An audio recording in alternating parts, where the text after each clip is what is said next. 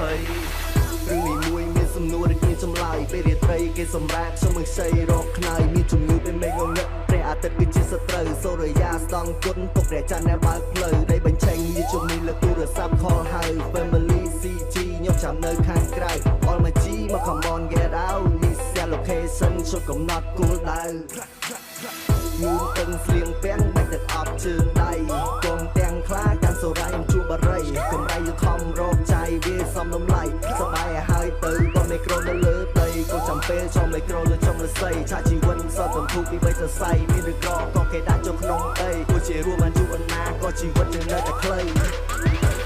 នៅពេលរាត្រីវាមិននាំគ្នាដេកដល់ពេលថ្ងៃស្អែកវានាំគ្នាភ័យនៅពេលរាត្រីវាមិននាំគ្នាដេកដល់ពេលថ្ងៃស្អែកវានាំគ្នាភ័យនៅពេលរាត្រីចាំបាច់អីត្រូវដេកហើយអ្វីថ្ងៃស្អែកចាំបាច់អីត្រូវភ័យនៅពេលរាត្រីចាំបាច់អីត្រូវដេកហើយអ្វីថ្ងៃស្អែកចាំបាច់អីត្រូវភ័យ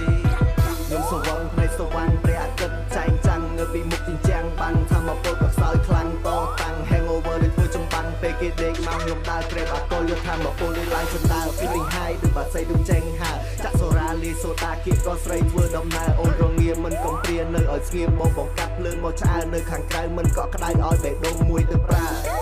រឿងយប់នេះជាយប់នេះផ្សាយជារឿងមួយឡែកឥឡូវអស់ប៉ុណ្ណឹងគ្មានកំហឹងលួចពីខ្ញុំជាអ្នកចែក Dancing on the floor កាពីកៅកុំឲ្យបែក Let make it low ចុះឲ្យគៀបកាពីខោកុំរហែក Swerve it 1 2មើលឡើងច្បាស់ច្បាស់នៅភ្នែកពើងឡើង1 2មើលឡើងច្បាស់ច្បាស់ក្រឡែតសប្បាយជប់នេះមិនចង់ឲ្យឆ្លងដល់ស្អែក